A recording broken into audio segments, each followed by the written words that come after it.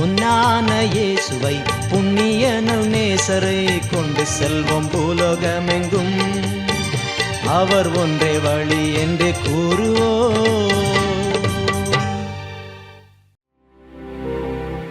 ஆண்டவர் நல்லவர். ஒரு அலையில சொல்லாமா?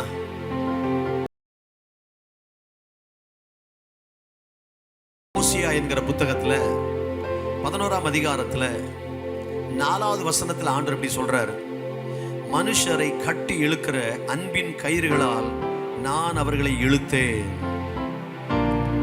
ஒரு ஆளை கயிறை வச்சு கட்டி இழுக்கிற மாதிரி அன்பு என்கிற கயிறுனால நான் இழுத்தேங்கிறார். நம்ம எவ்வளவோ அவரை விட்டு தூரம் போனாலும் திரும்பவும் நம்மை அவரண்டை இழுத்து கொள்ளுகிற ஒரு ஆண்டவர் அவர். ஆமென் சொல்லாமா? அவருடைய அன்பு மாறாதது. யோவான் 13ஆம் அதிகாரத்துல வாசிக்கிறோம், ஆரம்பத்துல சீஷர்கள் மேல எப்படி அன்பு வச்சிருந்தாரோ அதே போல கடைசி வரைக்கும் அன்பு வச்சிருந்தாராம். ஆரம்பத்துல ஒருத்தர் மேல நம்ம அன்பு காட்டும் போது அவங்கள பற்றி தெரியாது, ரொம்ப அன்பா இருப்போம், நல்ல மதிப்பா இருப்போம். கொஞ்ச நாள் ஆகும்போது அவருடைய குறைகள் நமக்கு கொஞ்சம் தெரிய தெரிய தெரிய நாம சற்று விலகிடுவோம், நம்முடைய அன்பு குறைஞ்சிரும். ஆனா ஆண்டவர் அப்படி இல்லை. தமக்கு என்ன நடக்க போகுதுன்னு தெரிஞ்சு பேதுரு மறுதலிக்க போகிறார், யூதாஸ் காட்டி கொடுக்க போறார், சீஷர்கள் விட்டு ஓட போறாங்க. இதெல்லாம் தெரிஞ்சும் கடைசி வரைக்கும் முடிவு பரியந்தம் அவர்களை ஆரம்பத்தில் இருந்தது போல அன்பு கூர்ந்தார். வாசிக்கிறோம். ஆமென் சொல்லாமா? அப்படிப்பட்ட அன்பு தான் நம்முடைய ஆண்டவருடைய அன்பு. அந்த அன்பை நினைத்து அவரை ஆராதிப்போம். இவரை போல நம்மளை நேசிக்க யாரும் இல்லை. இவர் நம்ம மேல வச்சிருக்கிற அன்பு மாதிரி யாரும் நம்ம மேல அன்பு வைக்க மாட்டாங்க. அப்படிப்பட்ட அன்புள்ள ஒரு தெய்வம் எனக்கு இருக்கிறார் என்று உணர்ந்து நம்ம ஆராதிப்போம். ஒரு புதிய பாடலை நாம் கற்றுக்கொள்ளலாம். மனுஷரை கட்டி இழுக்கும் அன்பின் ஆண்டவரே, அன்பின் கயிறுகளால் என்னை இழுத்து கொண்டவரே. பாட பாட கவனித்து பாடுங்கள். கர்த்தர் உங்களை ஆசீர்வதிப்பார். பாடல் உணர்ந்து பாடுவோம். உதட்டிலிருந்து வருவதல்ல பாட்டு, உள்ளத்திலிருந்து வரதான் பாட்டு. ஸோ பாட ஆரம்பிச்ச உடனே நம்ம இருதயத்திலிருந்து அந்த உணர்ச்சிகள் பொங்க சந்தோஷமாய் பாடியவரை ஆராதிப்போம். கர்த்தர் நம்மை ஆசீர்வதிப்பார். ஆமென். Thank you Lord.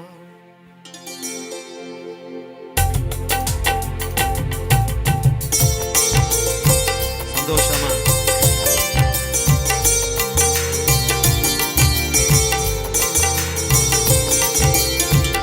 நல்லா கைதட்டி சந்தோஷமா. மனுஷரை கட்டி இழுக்கும் அன்பின் ஆண்டவரே, அன்பின் கயிறுகளா என்னை இழுத்து கொண்டவரே. மனுஷரை கட்டி இழுக்கும் அன்பின் ஆண்டவரே, அன்பின் கயிறுகளா என்னை இழுத்து கொண்டவரே. இன்னொரு மனுஷரை கட்டி இழுக்கும் அன்பின் ஆண்டவரே, அன்பின் கயிறுகளா என்னை இழுத்து கொண்டவரே. எப்ராயிமே உன்னை எப்படி கைவிடுவேன், இஸ்ரவேல்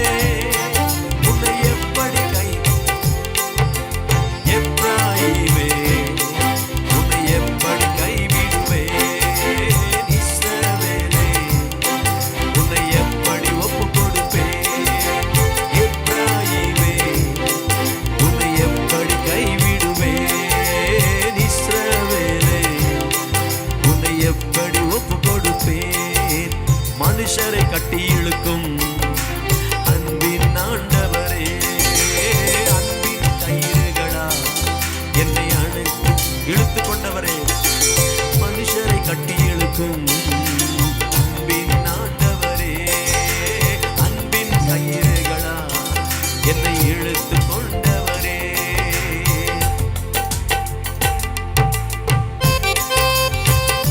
இஸ்ரவேல் ஜனங்கள் ராஜாக்களால் ஆளப்பட்ட போது சவுல் ராஜா முதல் ராஜா, தாவீது ராஜா இரண்டாவது ராஜா, மூன்றாவது ராஜா சாலமோன். இந்த சாலமோனுக்கு பிறகு நாடு இரண்டாய் பிரிந்தது. இரண்டாய் பிரிந்து ஒன்று வடக்கு ஒன்று தெற்கு. வடக்கு தேசத்துல 10 கோத்திரங்கள், தெற்கு தேசத்துல 2 கோத்திரங்கள். அந்த வடக்கு தான் இஸ்ரேல், தெற்கு என்பது யூதா. அந்த வடக்குல 10 கோத்திரங்கள்ல எப்ராயிம் கோத்திரம் ஒரு பெரிய கோத்திரம். அதனால பல வேளைகள்ல இஸ்ரவேல் ஜனங்களை ஆண்டவர் எப்ராயிம்னு கூப்பிட்டாரு, எல்லாரையும் சேர்த்து. சோ எப்ராயிம் என்பது இஸ்ரவேல் ஜனங்களை குறிக்கிற ஒரு வார்த்தை தான். ஆண்டவர் விட்டு எவ்வளவோ தூரம் போயிட்டாங்க. ஓசியா புஸ்தகத்தை படிச்சீங்கன்னா ஆண்டவர் தன்னுடைய ஜனங்கள் எவ்வளவு தூரம் போனாலும் நான் உங்களை சேர்த்து கொள்ள ஆசையா இருக்கிறேன் என்பதுதான் ஓசியாவின் செய்தி. எவ்வளவோ என்னை விட்டு தூரம் போயிட்டீங்க, ஆனாலும் என்னை திரும்பி வாங்க, உங்களை நான் சேர்த்துக்கொள்ள ஆயத்தமா இருக்கிறேன். நம்முடைய ஆண்டவருடைய அன்பே ஒரு அன்பு தான். கை தட்டி ஒரு அலையில சொல்லாமா? உம்மை விட்டு தூரம் போன என்னை நல்லவனாக்கி என்னை சேர்த்து கொண்டவரே, உம்மை விட்டு பாடுங்க, நல்லவனாக்கி என் சேர்த்து கொண்டவரே, நல்லவனாக்கி சேர்த்து கொண்டவரே, நல்லவனாக்கி சேர்த்து கொண்டவரே, மனுஷரை கட்டி இழுக்கும் கைதட்டி அன்பின் ஆண்டவரே, அன்பின் கயிறுகளா என்னை இழுத்து கொண்டவரே, மனுஷரை கட்டி இழுக்கும் அன்பின் ஆண்டவரே, அன்பின் கயிறுகளா என்னை இழுத்து கொண்டவரே.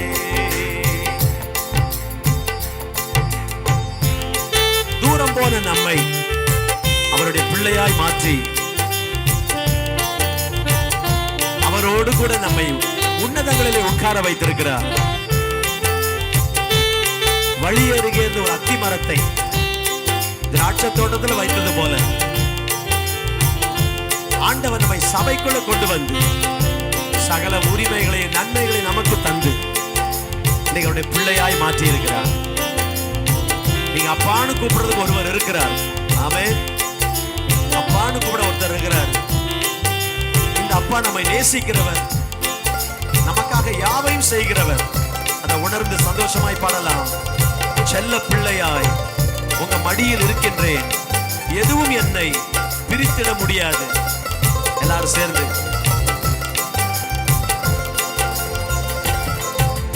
செல்ல பிள்ளையா உங்க மடியில் இருக்கின்றேன், எதுவும் என்னை பிரித்திட முடியாது. செல்ல பிள்ளையா உங்க மடியில் இருக்கின்றேன், எதுவும் என்னை பிரித்திட முடியாது. எதுவும் என்னை பாடுங்க பிரித்திட முடியாது. ஓ எதுவும் என்னை பிரித்திட முடியாது.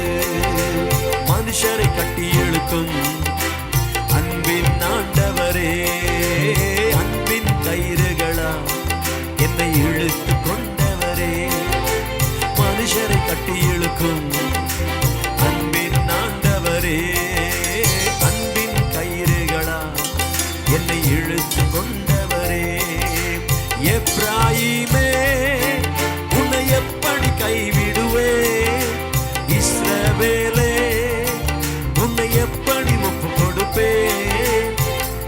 எப்ராயிமே எப்படி கைவிடுவேன், இஸ்ரவேலே உன்னை எப்படி ஒப்பு கொடுப்பேன், எப்ராயிமே உன்னை எப்படி கைவிடுவேன், இஸ்ரவேலே உன்னை எப்படி ஒப்பு கொடுப்பேன். பாடுங்க. எப்ராயிமே உன்னை எப்படி கைவிடுவேன், இஸ்ரவேலே உன்னை எப்படி ஒப்பு கொடுப்பேன். ஹல்லேலூயா. இன்னைக்கு அந்த எப்ராயிம் இஸ்ரவேல் ரெண்டுமே இஸ்ரவேல் ஜனங்கள் தான். எப்ராயிம் என்பது ஒரு கோத்திரம். மொத்தம் 12 கோத்திரங்கள் இஸ்ரவேல் ஜனங்கள்ல. இந்த சாலமோன் ராஜா இறந்து போன பிறகு நாடு 2ஆ பிரியுது. 10 கோத்திரங்கள் ஒரு பக்கம், 2 கோத்திரம் மறுபக்கம். அந்த 10 கோத்திரங்கள் வடக்கு என்றும் 2 கோத்திரங்கள் தெற்கு என்றும் மாறிட்டு, வடக்கு தெற்கு, நார்த் சவுத், ஒரே நாடு. வட இந்தியா தென்னிந்தியான்னு பிரிஞ்சா எப்படி இருக்கும்? நம்ம ஒரே இந்தியாவா இருக்கிறோம். அதே போல இப்ப இந்தியாவோட தான் இருந்துச்சு பாகிஸ்தான் எல்லாம், பங்களாதேஷ் எல்லாம் இந்தியாவோட தான் இருந்துச்சு. அப்புறம் பிரிச்சு விட்டாங்க. பங்களாதேஷ் தனியா, அவருக்கு இந்த பக்கம் பாகிஸ்தான் தனியா, இப்படி தனியா பிரிஞ்சு போச்சு. அதே போல இஸ்ரவேல் நாடு ஒரே நாடு 2ஆ பிரிஞ்சிட்டு, ஒன்று வடக்கு ஒன்று தெற்கு. அந்த வடக்குல 10 கோத்திரங்கள், தெற்குல 2 கோத்திரங்கள். அந்த 10 கோத்திரங்கள்னா அந்த யாக்கோபுடைய 12 பிள்ளைங்க இருக்காங்க இல்லையா? ரூபன் சொல்லுங்க, சில பேர் சொல்லுங்க பார்க்கலாம். ரூபன் வேற யாரு? சிமியோன் வேற, லேவி வேற, இசக்கார் வேற, காத், செபுலோன், நப்தலி, இதெல்லாம் அந்த 12 பிள்ளைங்க பேரு. அதுல 10 கோத்திரம் ஒரு பக்கமும் 2 கோத்திரமும் மறுபக்கமா மாறி வடக்கு தெற்குன்னு பிரிந்த பிறகு, வடக்குக்கு இஸ்ரேல்னு பேரு, தெற்குக்கு யூதான்னு பேரு. அந்த இஸ்ரேல்னு சொல்லக்கூடிய 10ல எப்ராயிம் என்கிற இந்த கோத்திரம் ரொம்ப பெருசு. அதனால வடக்குன்னு ஆண்டு சொல்லும் போது, இஸ்ரேல்னு சொல்லும் போது அதை எப்ராயிம்னு சொல்ற. அதை தான் ஓசியா புஸ்தகத்துல வாசிக்கிறோம். ஓசியா புஸ்தகத்துல எப்ராயிமை பத்தி படிச்சீங்கன்னா, எப்ராயிம் நிறைய அவங்க வாழ்க்கையில குறைகள். இஸ்ரவேல் ஜனங்கள் ஆண்டவரை விட்டு தூரம் போனவங்க, தேவன் விரும்பாத காரியங்களால் செய்தவங்க. அங்க வாசிக்கிறோம், எப்ராயிம் விக்கிரகத்தோட கட்டப்பட்டிருக்கிறான். அவனை போக விடு, பாவத்தினால கட்டப்பட்டிருக்கிறான். இதெல்லாம் இஸ்ரவேல் ஜனங்கள் வாழ்க்கையில குறைகள். ஆண்டவர் திரும்ப திரும்ப ஊழியர்களை அனுப்பினார், தீர்க்கதரிசிகளை அனுப்பினார். என்கிட்ட வந்துரு, திரும்பி என்கிட்ட வா, என்னை விட்டு தூரம் போகாத. நீ என்னை விட்டு தூரம் போனாலும் நான் உன்னை நேசிக்கிறேன், நீ என்னை மறந்தாலும் நான் உன்னை மறக்கல. இது தன்னுடைய அன்பை கர்த்தர் காண்பிக்கிற ஒரு புஸ்தகம் தான் ஓசியா புஸ்தகம். தானியேலுக்கு அடுத்து வரக்கூடிய ஓசியா புஸ்தகம். அந்த ஓசியா என்கிற ஊழியக்காரர் மூலமா இதைத்தான் ஆண்டு சொல்றாரு. மனுஷரை கட்டி இழுக்கும் அந்த அன்பின் கயிறுகளால உங்களை இழுக்கிறேன். ஒரு ஆளை கயிறு போட்டு கட்டி இழுத்துட்டு வராங்க பாருங்க. ஒரு மாட்டை கட்டி இழுத்துட்டு போறாங்க, ஒரு மிருகத்தை கட்டி இழுத்துட்டு போற மாதிரி அதுக்கு ஒரு கயிறு தேவைப்படுது. நான் உன்னை கட்டி இழுக்கிற கயிறு அன்பு என்கிற கயிறு. ஆமேன்னு சொல்லாமா? சோ நான் உங்களை அன்புனால என் பக்கம் இழுத்துக் கொள்கிறேன், வந்துருங்கன்னு சொல்றாரு. இன்னைக்கு எந்த நிலையில இருந்தாலும் ஆண்டவர் பக்கம் வந்துட்டோம்னா அவர் வைத்திருக்கிற ஆசீர்வாதங்கள் அளவில்லாத ஆசீர்வாதங்கள். எழுந்து நின்று சேர்ந்து ஒருமுறை இந்த பாடலை பாடலாமா? ப்ளீஸ் டான், எல்லாம் எழுந்து நின்று அந்த எப்ராயிம் என்ற இடத்துல இன்னைக்கு உங்களை வைத்து பாருங்க. நீங்க எந்த நிலையில் இருந்தாலும் சரி, உங்களை சேர்த்து கொள்ள ஒரு கர்த்தர் ஆயத்தமாய் இருக்கிறார். கை தட்டலாமா ஆண்டவருக்கு? உங்களை நேசிக்க ஒரு ஆண்டவர் ஆயத்தமாய் இருக்கிறார். உங்கள் மீது அன்பு காட்ட ஒருவர் இருக்கிறார். நல்ல அவருடைய அன்பை நினைத்தவர்களாக சந்தோஷமாய் உணர்ந்து சேர்ந்து பாடலை கவனித்து பாடி அந்த அன்புல மகிழ்ச்சி அடையுங்க. மக்களை பாருங்க, உலக மக்களை டிவியில ஒரு பாட்டு போட்டு அப்படியே எல்லாரும் பாடுறாங்கன்னா 4 நாள் கேட்டோன்னா அதை பாட ஆரம்பிச்சிடுறாங்க உலக மக்கள்.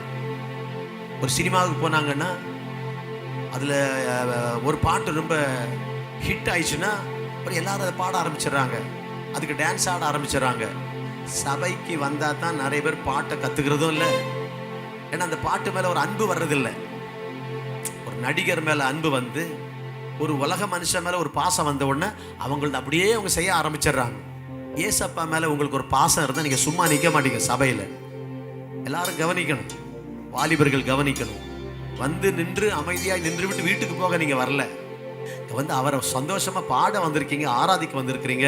உங்க வாய் பாடணும், உங்க கை தட்டணும், கைகள் உயரணும், இருதயம் ஆண்டவரை துதிக்கணும், இதயம் பொங்கி வழியணும். அதெல்லாம் நடக்கணும் ஒரு ஆராதனை இல்லை.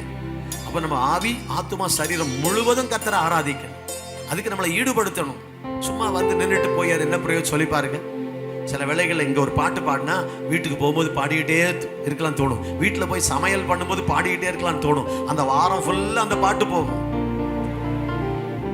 ஒரு பாட்டு நம்ம வாழ்க்கையில அந்த வாரம் ஃபுல்லா இன்னைக்கு கற்றுக்கொள்ற ஒரு பாட்டு, நீங்க அடுத்த ஞாயிற்றுக்கிழமை சபைக்கு வர்ற வரைக்கும் உங்களுக்குள்ள ஒரு ஊற்று போல தண்ணி எப்படி வரும், அதே போல அந்த பாட்டு வந்துகிட்டே இருக்கும். நீங்க வேலை செய்யும் போது, வண்டி ஓட்டும் போது, வீட்டில் இருக்கும் போது, படுக்கும் போது, எழும்பும் போது, நீங்க என்ன செஞ்சுக்கிட்டு இருந்தாலும் உங்க இருதயத்தில் அந்த பாட்டு வந்துகிட்டே இருக்கும்.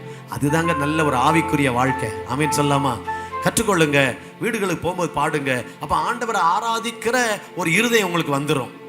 ஒரு ராஜா சொல்றாரு, கவனிங்க, ராஜா சொல்றாரு தானியேலை பார்த்து. தானியேல் யாரு? ஒரு கவர்மெண்ட் ஆபீசர். ஒரு கவர்மெண்ட் ஆபீசருக்கு எவ்வளவு வேலை இருக்கும். ஆனா தானியேலை பார்த்து, அந்த தானியேல் என்கிற கவர்மெண்ட் ஆபீசரை பார்த்து ராஜா சொல்றாரு, நீ இடைவிடாமல் ஆராதிக்கிற உன்னுடைய தேவன். அவர் வேலை இல்லாதவரா தானியேல்? இல்லை. இப்போ அரசாங்க 120 மாகாணங்கள், அதுக்கு 120 தலைவர்கள், 120 பேருக்கு 3 பேரு அதுக்கு மேல தலைவர்கள், 3 பேரு. அந்த 3 பேருக்கும் தானியேல் தான் தலைவர். ராஜாவுக்கு அடுத்த நிலையில இருந்தாரு தானியேல்.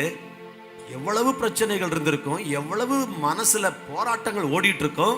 ஆனா ராஜா சொல்றாரு, நீ எவ்வளவு பெரிய உயர்ந்த நிலைக்கு வந்தாலும், எவ்வளவு பொறுப்புகள் இருந்தாலும் நீ ஆராதிக்கிறத நிறுத்தலப்பா, நீ இடைவிடாமல் ஆராதிக்கிறியேன்னு ராஜா சொல்றாரு. அப்படின்னா எப்படி? எப்ப பார்த்தாலும் முழங்கால் போடுறதும் கை தூக்குறதுமா? இல்ல. உங்க வேலையிலேயே நீங்க கர்த்தரை ஆராதிக்கலாம். நீங்க வண்டி ஓட்டும் போதே கர்த்தரை ஆராதிக்கலாம். உங்களுக்கும் ஆண்டவருக்கும் இடையில இருக்கிற அந்த கனெக்ஷன் கட்டாகாம வாழ்றதுதான் ஒரு ஆராதனை. அல்லேலூயா சொல்லாமா? அந்த இதயத்தை எங்களுக்கு தாங்கப்பா, அந்த இதயத்தை எங்களுக்கு தாங்கப்பா. இந்த நாளிலே 2 கரங்களை உயர்த்தி தேங்க்யூ லார்ட். எப்ராயிமே உன்னை எப்படி கைவிடுவே, இஸ்ரவேலே உன்னை எப்படி ஒப்பு கொடுப்பே, எப்ராயிமே உன்னை எப்படி கைவிடுவே, இஸ்ரவேலே உன்னை எப்படி ஒப்பு கொடுப்பே. உன்னை சாத்தான் கையில ஒப்பு கொடுக்க மாட்டேன், உன்னை பிசாசு கையில ஒப்பு கொடுக்க மாட்டேன். நான் உன்னை பாதுகாப்பேன், நான் உனக்கு கூட இருப்பேன், உனக்கு துணையா இருப்பேன், உனக்கு ஆதரவா இருப்பேன், உனக்கு ஆதரவா இருப்பேன், உனக்கு ஆதரவா இருப்பேன் என்று சொல்லி ஆண்டவர் நம்மை அற்புதமாக, ஆச்சரியமாக அவருடைய அன்பின் பாசத்தை நமக்கு வெளிப்படுத்துகிறாரே. நல்ல கைதட்டி.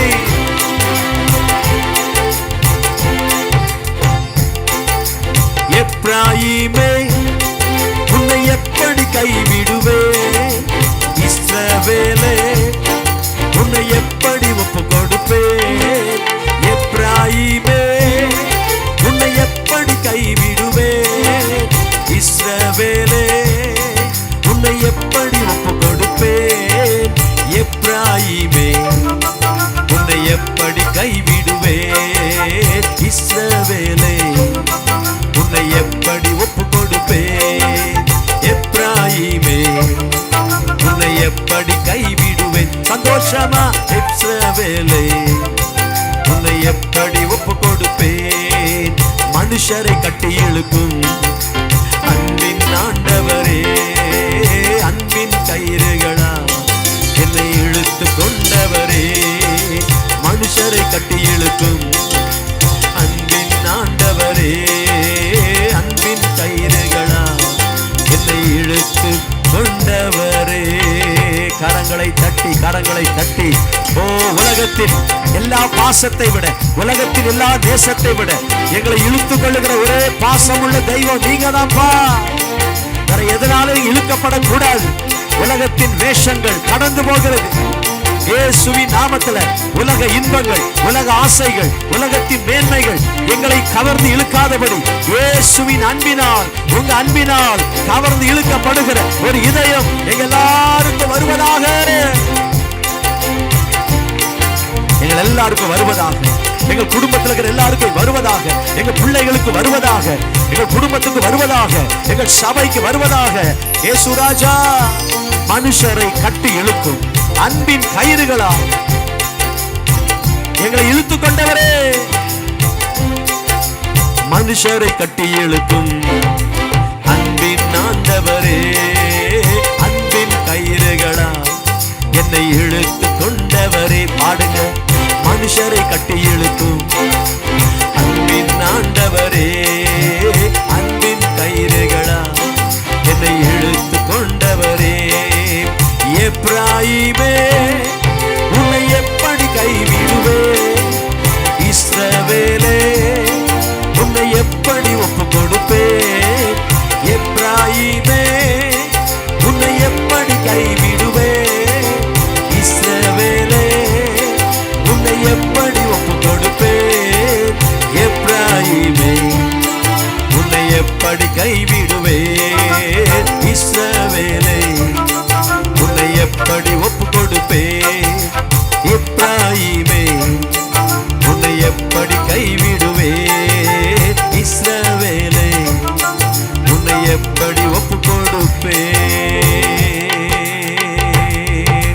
நல்ல கையை தட்டி சந்தோஷமா ஆர்ப்பரியுங்கள், ஆர்ப்பரியுங்கள், ஆர்ப்பரியுங்கள். உங்க இரக்கத்திற்கு முடிவில்லை, உங்க அன்புக்கு அளவில்லை. ஜீவனை கொடுத்தங்களை நேசித்தவரே, ஜீவாதிபதியே, உமக்கு நன்றி சொல்லுகிறோம். நீர் எங்களுக்கு தந்த ஜீவன் சுகம் பலனுக்காய் ஸ்தோத்திரம். முடிவு வரைக்கும், முடிவு பரியந்தம் உங்க அன்பு மாறுவதில்லை. ரெண்டு கையை உயர்த்தி நாங்களும் எங்கள் கடைசி மூச்சு இருக்கிற வரைக்கும் மாறாத அன்போடு உம்மை நேசிக்க கிருபைத்தார், மாறாத அன்போடு நேசிக்க கிருபைத்தார். பலிபீடத்தில் எங்களை வைக்கிறோம், எங்களை அர்ப்பணிக்கிறோம். இயேசுவின் நாமத்தில் வேண்டுகிறோம் பிதாவே, ஆமென்.